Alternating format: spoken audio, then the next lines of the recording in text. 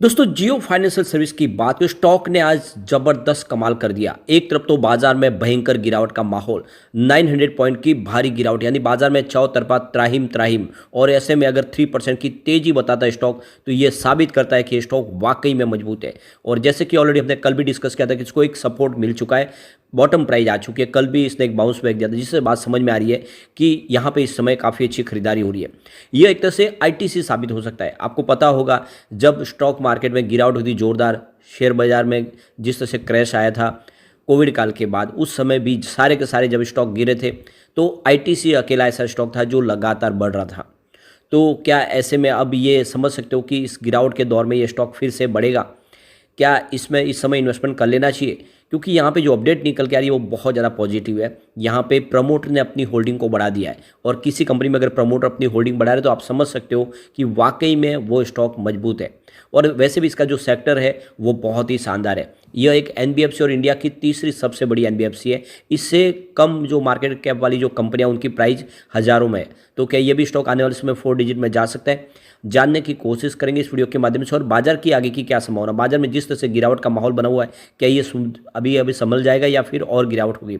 लेकिन फ्रेंड, उससे पहले अगर आप पहली बार हमारे चैनल पे आए तो चैनल को सब्सक्राइब कर दीजिए, एक बेल आइकॉन दबा दीजिए, ताकि जब भी नया वीडियो बने पहला नोटिफिकेशन आपको मिले। वीडियो पसंद आए तो लाइक से जरूर कीजिए। चलो फ्रेंड्स, वीडियो स्टार्ट करते हैं। मैं हूँ आपका दोस्त एस बी दवे, और हमारे अपने चैनल ऑनलाइन कमाई में आपका बहुत बहुत स्वागत है।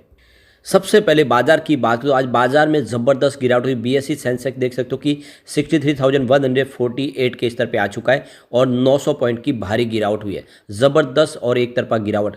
अब ये देख सकते हो कि ये गिरावट बहुत बड़ी है, क्योंकि पिछले 4-5 ट्रेडिंग सेशन में ही इसमें भारी गिरावट हुई है।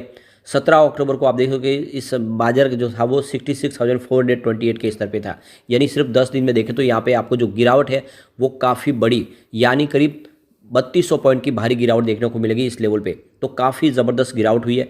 और यहाँ पे अगर हम इसकी हाई है जो इस समय जो ऑल टाइम हाई बनी, तो 15 सितंबर को जो है बीएसई सेंसेक्स 67,838 के स्तर तक पहुँचा था।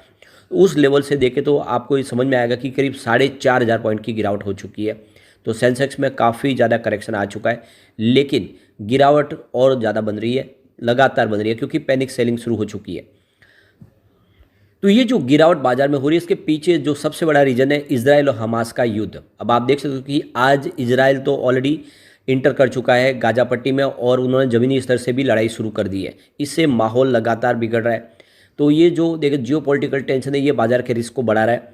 और इसके चलते पूरे मिडिल ईस्ट में जो जहाँ पे तेल की प्रोड्यूसर कंट्रीज है, वहाँ पे उनके उत्पादक के ऊपर झटके लग सकते हैं। आने वाले समय जो आप देख क्रूड ऑयल का प्रोडक्शन में एक कमी आ सकती है, और तेल को लेकर दिक्कतें बढ़ सकती है, जिससे पूरे देश की और दुनिया की इकोनॉमी हिल सकती है, और इससे महंगाई भी बढ़ सकती है। अगर क्रूड ऑयल की प्राइस बढ़ेगी तो सीधा उसका असर महंगाई पे आएगा, इन्फ्लेशन बढ़ेगा। और ऐसे में बाजार इस चीज़ को एकदम निगेटिव तरीके से रिएक्ट कर रहा है। ऊपर से अमेरिकी ट्रेजरी यील्ड की जो इंटरेस्ट रेट की जो बढ़ी है, 16 साल के हाई लेवल पे पहुंच गए। लोगों का जो अब आकर्षण है वो अमेरिकी ट्रेजरी यील्ड की तरफ बढ़ चुका है। ऐसे में वो बाजार से जो एफआई पैसा निकाल के वो ट्रेजरी यील्ड में लगाना चाहते हैं। ऊपर से जो इस समय रिजल्ट जो आए कंपनियों के, वो भी आशा के अनुरूप नहीं है, उसमें काफ़ी रिजल्ट निगेटिव रहे, उसका भी निगेटिव असर देखने को मिला है। चीन में प्रॉपर्टी की मार्केट में मंदी आ गई है। ये सारे रीजन बन रहे इस समय बाजार में गिरावट का माहौल बना है। और आप देख सकते हो कि इंटरनेशनल मार्केट जो क्लोज हुए वो भी काफ़ी गिरावट के छाते हुए थे। और हमने कल देखा है कि एफआई ने बाजार में ज़बरदस्त बिकवाली के पिछले 2-3 महीनों में सबसे बड़ी बिकवाली करीब 4000 करोड़ के ऊपर का माल बेचा है। तो ये सारे रीजन बाजार में इस समय निगेटिव बन रहे। अब अगर हम यहाँ पे बीएसई फाइनेंशियल सर्विस की बात करें तो 9181 के स्तर पे आया, और 136 पॉइंट की बड़ी गिरावट हुई, यानी 1.46% गिरा बीएसई फाइनेंशियल सर्विस। तो ज़बरदस्त गिरावट, सेंसेक्स के मुकाबले यहाँ पे गिरावट बड़ी है। उसके बावजूद भी जियो फाइनेंशियल सर्विस ने आज कमाल कर दिया। वैसे स्टॉक की शुरुआत तो निगेटिव हुई 210 पर, जबकि कल की क्लोजिंग 210 के आसपास थी, लेकिन वहाँ से इसने काफ़ी बड़ी दौड़ लगाई है। वैसे इंट्राडे में 206 का लो बन गया, लेकिन आप देखो निचले लेवल से जो खरीदारी है, कल भी 204 का लो बना था, आज 206 का लो बना, लेकिन जो तेजी बनी तो इसने 217 का ही बता दिया। यानी भारी गिरते बाजार में इसने शानदार खरीदारी के दम पे एक ज़बरदस्त तेजी बताई, और क्लोजिंग भी ऊपर की तरफ ही रही है 216.40 के आसपास, जहाँ पे 2.97% की शानदार तेजी बनी। तो बाजार में 900 पॉइंट की भारी गिरावट, उसके बावजूद भी 3% की तेजी बताना ये साबित करता है कि स्टॉक वाकई मजबूत है। और पिछले कई दिनों के बाद इसमें शानदार तेजी देखी हमने, तो इसका मतलब ये कि निचले लेवल से ज़बरदस्त खरीदारी आ रही है। वॉल्यूम भी बढ़ा है, पिछले एक महीने पहले इसका 2 करोड़ का वॉल्यूम था, 1 करोड़ की डिले उठाई गई थी। 1 वीक पहले यहाँ पे 3 करोड़ का वॉल्यूम था, 2 करोड़ की डिले उठाई गई थी। और कल इसका 3 करोड़ का ही वॉल्यूम था, 2 करोड़ की डिले उठाई गई थी। आज भी 3 करोड़ का वॉल्यूम है, तो स्टेबिलिटी है, वॉल्यूम एक जैसा हो रहा है। आप समझ सकते हो यहाँ पे ज़्यादा उठापटक नहीं है। अब यहाँ पे इसकी परफॉर्मेंस देखें तो 18 अक्टूबर को स्टॉक 216 के आसपास था, 2.2% की गिरावट हुई थी। अगर 19 अक्टूबर की बात करें, स्टॉक की क्लोजिंग 214 के आसपास रही, जहाँ पे 0.8% की गिरावट हुई। 20 अक्टूबर की बात करें तो क्लोजिंग 214 के आसपास, जहाँ पे कोई अपडाउन देखने को नहीं मिली। और 23 अक्टूबर की बात करें, स्टॉक 206 के आसपास आ गया, 3.5% की बड़ी गिरावट हुई। लेकिन 25 अक्टूबर यानी कल अगर आप देखें तो स्टॉक 210 के आसपास क्लोजिंग, जहाँ पे 1.7% की तेजी बनी थी। तो कल भी बहुत भारी गिरावट हुई थी बाजार में, उसके बावजूद भी इसने पॉजिटिव क्लोजिंग दी और आज भी इसने फिर से कमाल किया। यानी 2 दिन से सेंसेक्स बहुत बुरी तरह से गिर रहा है, उसके बावजूद भी यहाँ पे लगभग 5% की हमने तेजी देखी है। साबित करता है कि वाकई में जियो फाइनेंशियल सर्विस आईटीसी साबित हो सकता है। आपको ये पता ही होगा कि उस समय जब आईटीसी के ऊपर मीम्स बने थे, सारे स्टॉक दौड़ रहे, स्टॉक बिल्कुल नहीं दौड़ा था आईटीसी। लेकिन जब बाजार में करेक्शन फिर से शुरू हुआ कोविड काल के बाद और सारे स्टॉक गिरने लगे, तब अकेला आईटीसी था जो बाजार में दौड़ रहा था। गिरते बाजार में इसने नए कीर्तिमान स्थापित किए और बिल्कुल वही बात अब यहाँ पे जियो फाइनेंशियल सर्विस में भी हो रही है। यहाँ पे निचले लेवल से ज़बरदस्त खरीदारी हो रही है। अब इसके पीछे एक बड़ी गुड न्यूज भी है। यहाँ पे जो लेटेस्ट अपडेट निकल के आ रही है, जियो फाइनेंशियल सर्विस में इनके प्रमोटर ग्रुप ने यहाँ पे अपनी होल्डिंग को बढ़ा दिया है। ये देख सकते हो कि जब लिस्टिंग के समय जो उनकी जो होल्डिंग थी उसके बावजूद उसको उन्होंने एक्स्ट्रा होल्डिंग बढ़ा ली है डीमर्जर के बाद। तो देख सकते हो कि उनकी जो होल्डिंग थी डीमर्जर के समय, जो लिस्टिंग उस समय 45.8% के आसपास प्रमोटर की होल्डिंग थी, जो 46.77% हो चुकी है। तो प्रमोटर ने अपनी होल्डिंग बढ़ाई है, जिससे एक विश्वास जगा है लोगों के बीच में। तो प्रमोटर ने यहाँ पे करीब 6.1 करोड़ के नए शेयर खरीदे हैं। म्यूचुअल फंड ने जरूर अपनी होल्डिंग कम की, आप देखो कि 6.27% की होल्डिंग थी, वो घट के 4.71% के आसपास आई। तो म्यूचुअल फंड बहुत सारे जो इंडेक्स बेस्ड काम करते हैं उन्होंने अपनी होल्डिंग यहाँ पे ट्रिम की है, क्योंकि उनको निकलना था, उनको रिलायंस के थ्रू शेयर मिले थे, उनको अपनी होल्डिंग कम करनी ही थी। एफआई की होल्डिंग जो लिस्टिंग के समय 26.4% थी, उसको 21.5% के आसपास लाया।